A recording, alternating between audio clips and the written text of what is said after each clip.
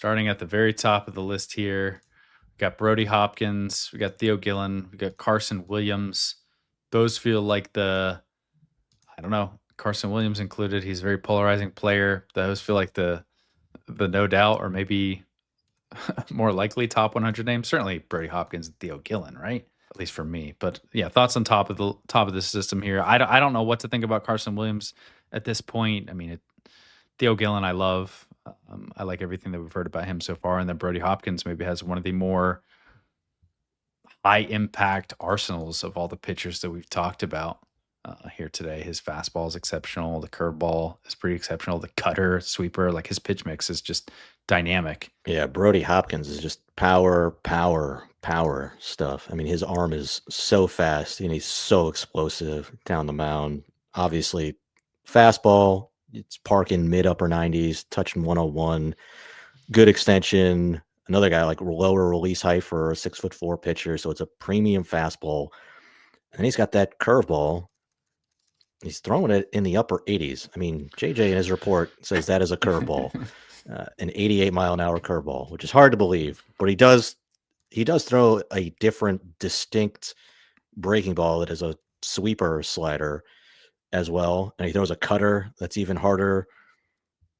I don't know. You could call that a slider if you want. It does have more depth than lateral break. It's just that he throws it in the upper 80s.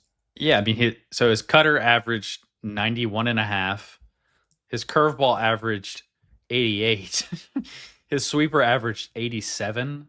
So we're just in unusual territory with Brody Hopkins because typically to get 13 plus inches of horizontal break on a sweeper, it's hard to get that much movement while throwing at 87 miles per hour. There's just less time for the pitch to break on its way to the plate. I mean, you typically see slider or sweepers in the 80 to 85. Like to me, an 84, 85 mile per hour sweeper is like a hard sweeper. He's throwing his like 3 miles per hour harder.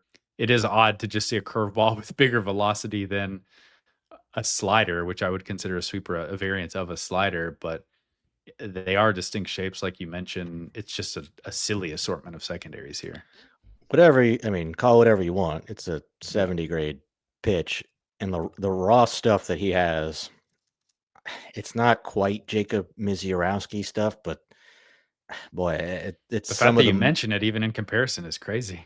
it's just some of the more electric power stuff that you're going to find in the minor leagues.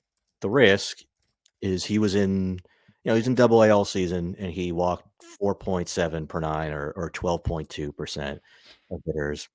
He also hasn't been pitching all that long, just going back to college when he was mainly an outfielder, right? When he got there.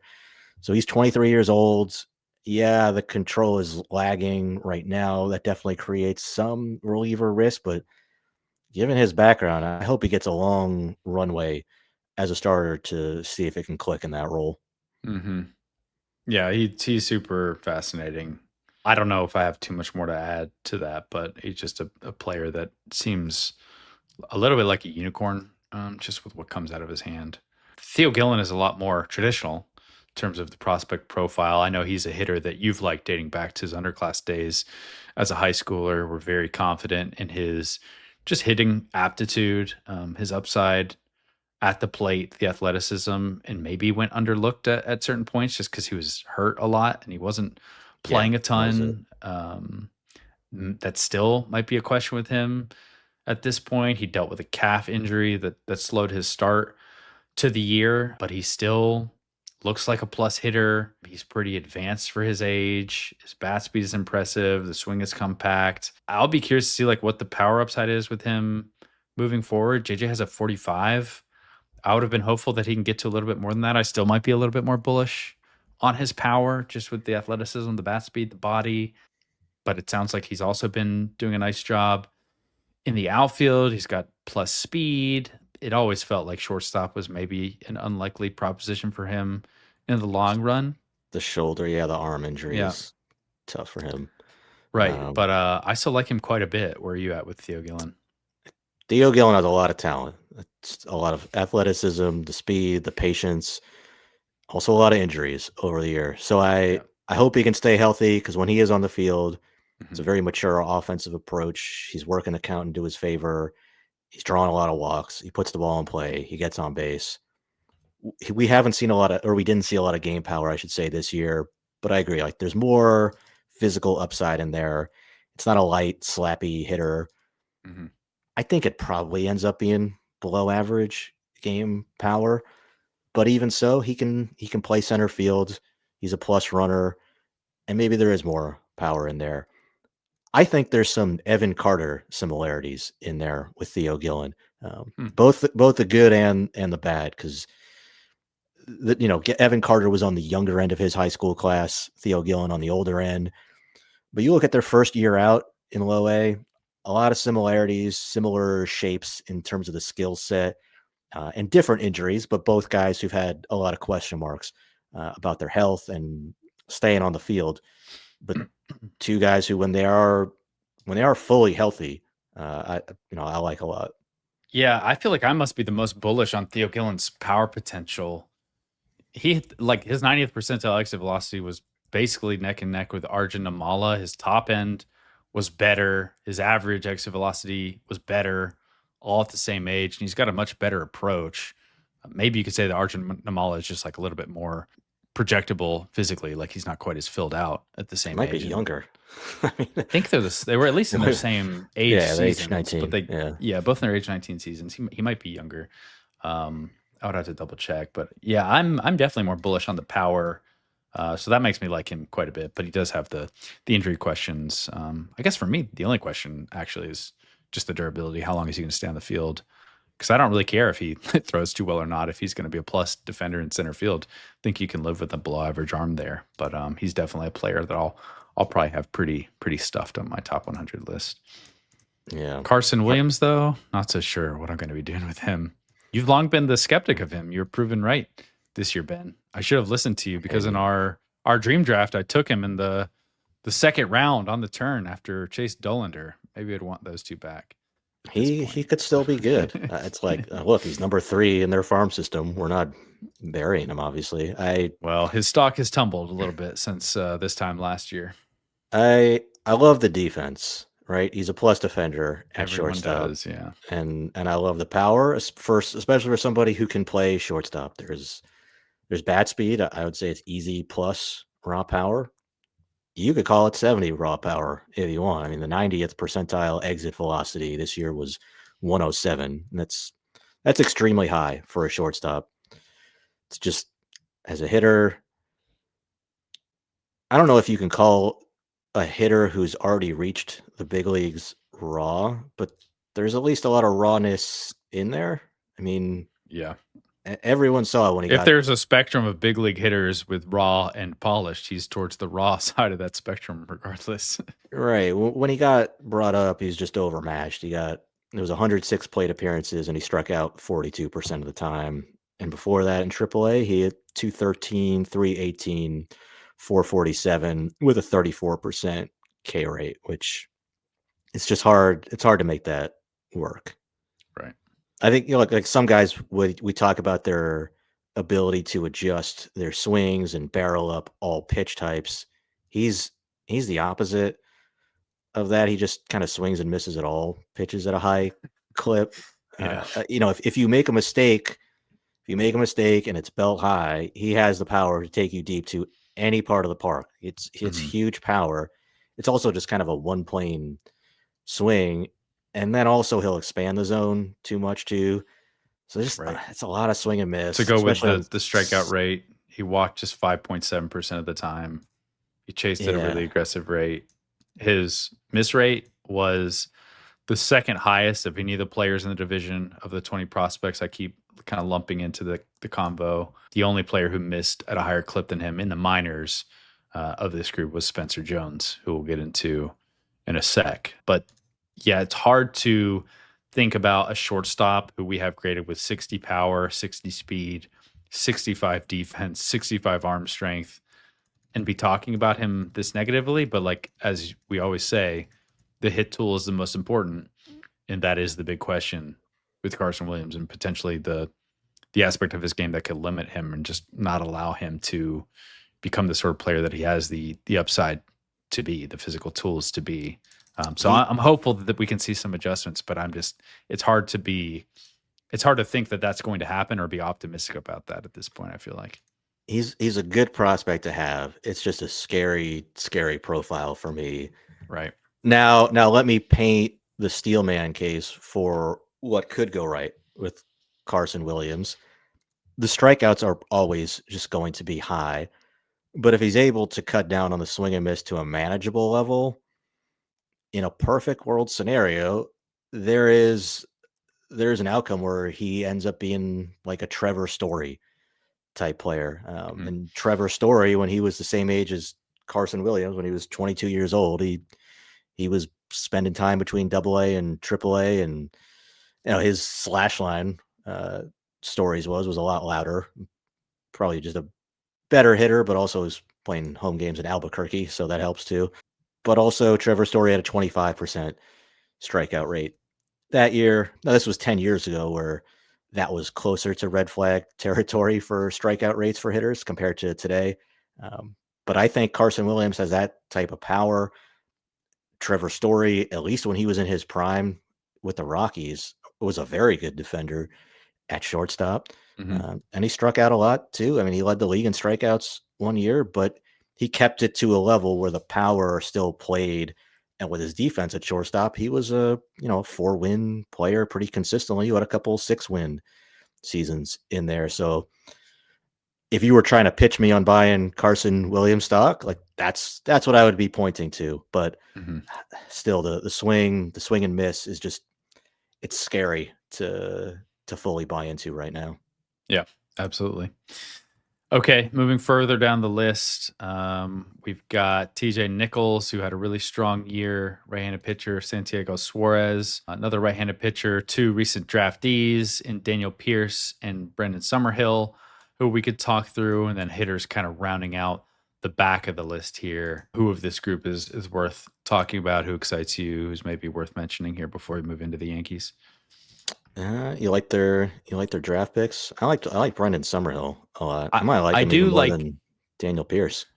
Yeah, I like Daniel Pierce, but I have some questions about the offense, which makes me wonder, like at 14, I'm not in love with the pick. I do think that Brendan Summerhill was a player who could have easily gone in the first round for me. So like the fact that they got them both in their first two, kind of irrelevant to me. If they had flipped the order of that, I would have been like, wow, you got Daniel Pierce at 42.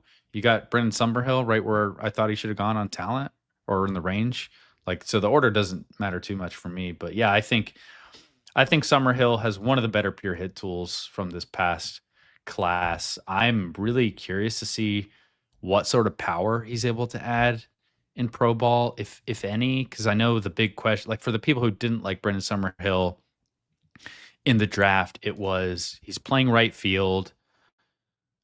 Don't think he runs well enough to play center field, and he hasn't shown the sort of power you would want to see four corner outfield profile to profile nicely. He had an injury, obviously, that limited his production, but just the sort of volume of home runs that he hit maybe precluded him from going in the first round for a number of teams. For me, I think that he runs well enough that I would like to see him get a chance to play center field to see what you're working with. I also think that he is lean enough and tall enough and projectable enough physically that it would not surprise me if he added a little bit more strength. And I think he has the sort of contact quality, the swing decisions and pitch recognition to make the most of the power that he does have. And so if he adds a little bit, if he winds up a little bit better of a defender than you maybe think he can be, I just think it's a really well-rounded profile overall. And I'm pretty bullish on the hit and just hopeful, I would say, for the power that might be able to get added there.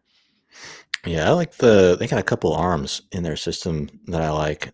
Two international arms in the system. You mentioned Santiago Suarez, and then Jose Urbina too. Urbina was their own signing. Suarez was a Marlins signing that they got in the Xavier Edwards trade. But yeah, Suarez mostly pitching high A this year. Also missed a big chunk of the season with a shoulder injury, which always worries me. But this guy's always been a really prolific strike thrower. He's never walked more than 2 per 9 innings at any level of his career. It's a 1.6 per 9 career walk rate. He gets down the mound really well, good extension for a guy who's 6'1", maybe 6'2", pitch at 93, 96. flash of 7. It's an 18, 19-inch IVB fastball. So he's missing bats when he's attacking up in the zone with that pitch. The slider is that shorter, later tilt type slider. Changeup is behind. I wish there was like one knockout secondary pitch with him, but I think it's solid stuff, good extension, and excellent control. So the attributes are there where you could see him developing into a mid rotation guy. And then Jose Urbina is more of the classic pitching prospect looks in terms of the body, the arm speed, just the athletic, dynamic way that he moves on the mound. He's 19 years old. He had a 2.05 ERA in low A in 2025. He's up to 100 miles an hour, sitting 95, 97, 6'3", lean, loose, long arms, which helps with the extension. Also a longer arm stroke too. So the control isn't bad. It's just something where he's sometimes still learning to sync it up. But slider will flash you above average. It's a shorter breaking slider too. Would love to see him also just develop one of those secondaries into a true plus pitch, but another guy, it's just a lot to like with a 19-year-old arm like that. I want to highlight Nathan Flewelling showing up here on the back of this top 10. Would not have expected the 17-year-old Canadian catcher with a power over hit offensive profile on draft day, third rounder in 2024, showing up in the top 10 of the Rays list this early. But maybe both a credit to him and also just kind of a thinning out of the system we've seen over the last few years with the Rays list that for the last several years was viewed as one of the better farm systems in baseball. But what he did this year was really encouraging. If you're just going to look at his triple slash line, maybe you won't see that, but he always hit the ball really hard as an amateur. He continued to put up impressive exit velocity numbers. He gets the ball in the air to the pull side frequently. The development and reviews of his defensive work is really encouraging. It sounds like he's making the strides he needs to make to stick at the position and be a solid or maybe above average defender there. I always heard good things about just the makeup and the work ethic with Flewelling. We continue to hear good things there. So there might be some limitations from a contact department. He might never hit for high averages, but if you're going to stick behind the plate and be a solid defender and have above average power, especially as a left-handed hitter, that can really play. So I think that's just a fun profile and an encouraging season for him once you dig a little bit deeper into what he actually did. Yeah, and then I think probably the big X factor, well, so to speak, I guess, is Xavier Isaac in this system. I mean, number one, I saw his post last week where he said that in July he had brain surgery, which he said saved his life. So I didn't know that he had that until he announced it Yeah. publicly. So I'm glad he was able to have his doctors catch whatever it was that needed surgery, and I hope he's recovered and able to come back strong next year. Obviously, a bigger issue than baseball. So, I mean, I'm a podcaster. I don't know anything about brain surgery, but just from an on-field perspective, I remain a believer in Xavier Isaac. I know the swing and miss is a concern, but he also has 80 raw power, and he does have a patient approach. He draws walks. I mean, he only played 41 games in 2025, but he also drew 34 walks, and he's only 21 years old in Double-A. So hope everything is all right with Xavier Isaac, and when we do see him back, I think he's going to have a big year.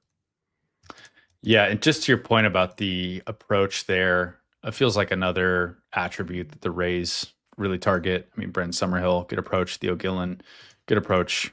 Carson Williams even walked a lot in the minors despite his contact questions. Nathan Flewelling, that was another positive aspect of his offensive game, is just understanding the strike zone and being willing to take a walk. So it's a common trait you see with Rays hitters, players they select, and players they have in the system.